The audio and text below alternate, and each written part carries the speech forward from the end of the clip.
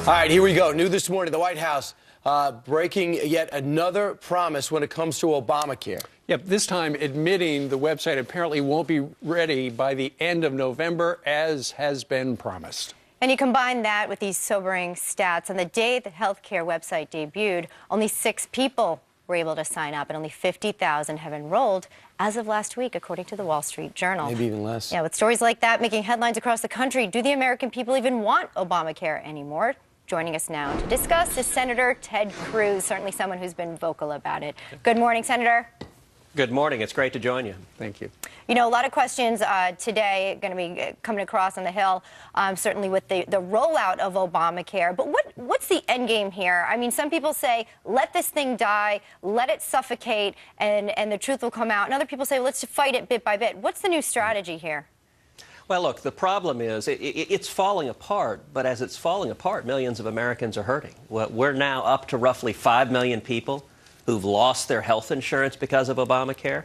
You know, I got to tell you, Elizabeth, when you travel the state of Texas, as I do, and you meet people across the state who've gotten one of those letters, who've lost their health insurance, these are people with, you know, children with diabetes, with serious health issues, and they're just scared. And at this point, it's clear Obamacare isn't working, and I think Congress needs to step in. We need to show real leadership and fix the problem that Congress created. We need to stop Obamacare. Well, you mean stop it or fix it? Is it fixable?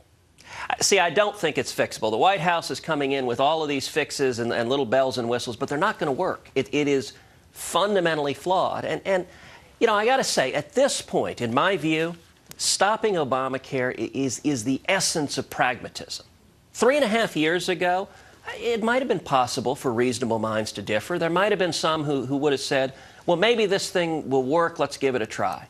Today, nobody's saying that. Nobody can defend it because millions of people are losing their jobs or in part-time work. Right. Their premiums are skyrocketing, and they're getting their health insurance canceled. We need to stop it and start over because it isn't working. Yeah, another 1 million people got canceled in California yesterday. Senator, you know, I know your side is united in getting rid of this thing, and now there are so many voices from the Democrat side. I'm curious, why did Bill Clinton pick yesterday to come out and take the president to the woodshed and tell him to honor his commitment? Well, that was certainly revealing, and it suggests perhaps that Hillary Clinton is looking to run away from President Obama and run away from Obamacare. And that ought to be a signal to Democrats.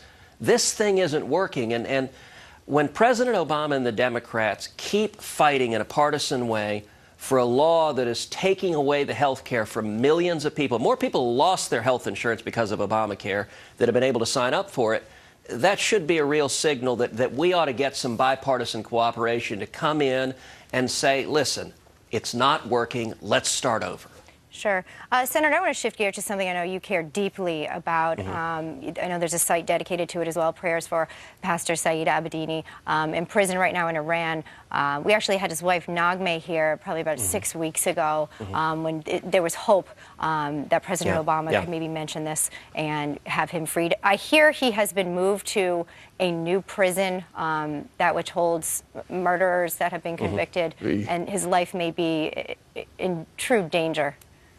Yeah, no, it's really heartbreaking and it's dangerous. Pastor Saeed Abedini, who is an American from Idaho, born in Iran, was sentenced to 8 years in prison for simply preaching his Christian faith. He went there to start an orphanage, and they threw him in prison.